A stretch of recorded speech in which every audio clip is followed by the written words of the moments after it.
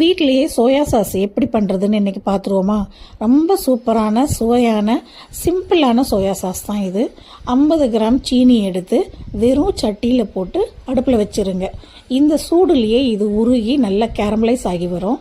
நமக்கு வீட்டுக்கு light soya sauce இருந்தால் போதும். இந்த அளவு இருந்ததுனாவே போதும். இதையே இன்னும் கொஞ்சம் டார்க்காக விட்டிங்கன்னா டார்க் சோயா சாஸ் ஆயிரும்.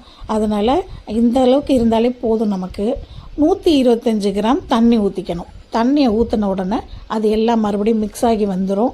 இதில் 1/2 ஸ்பூனு மிளகு பொடியாக போட்டுக்கலாம். 1/2 ஸ்பூன் உப்பு, 15 கிராம் வினிகர்.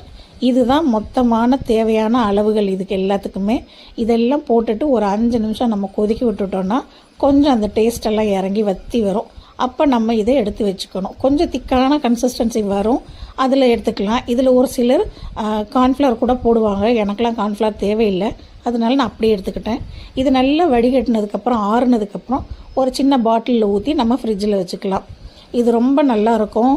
நம்ம வெளியில் வாங்குறத விட நம்ம வீட்லேயே தேவையான அளவை ஃப்ரெஷ்ஷாக பண்ணிக்கலாம்.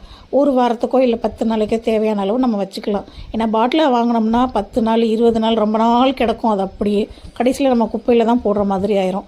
இந்த மாதிரி செஞ்சு வச்சுக்கிட்டோம்னா நமக்கும் காசும் வேஸ்ட் ஆகாது, நல்லாவும் இருக்கும் டேஸ்ட்டு. இன்றைக்கி நான் இதை பண்ணினதுனால நான் வீட்டிலையே பண்ணின கொண்டக்கடலை பன்னீர் இருந்தது, நானே பண்ணது தான் அது. அதில் இதை போட்டு நான் டிக்கா மாதிரி அந்த ஸ்டைலில் தான் செஞ்சு எடுத்திருக்கேன். ரொம்ப நல்லா இருந்தது, டேஸ்ட்டு வாசனையாகவும் இருந்தது.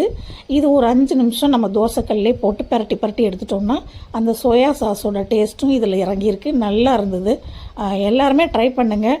முடிஞ்ச அளவுக்கு நம்ம கடையில் அந்த சோயா சாஸ் வாங்காமல் சுத்தமான முறையில் நம்ம வீட்டிலே செஞ்சு வச்சுக்கலாம். தேவையான அளவுகள் நான் டிஸ்கிரிப்ஷனில் கொடுக்குறேன். ரொம்ப ஈஸியாக இருக்கும், செஞ்சு வச்சு நல்லா சாப்பிட்டுக்கலாம். பிடிச்சிருந்தவங்க இந்த சோயா சாஸ் வீட்டில் ட்ரை பண்ணி பாருங்கள். இதில் லெமன் போட்டு நம்ம புழிஞ்சிட்டு நமக்கு சாஸோ ஏதோ ஒன்று வச்சு சாப்பிட்லாம்.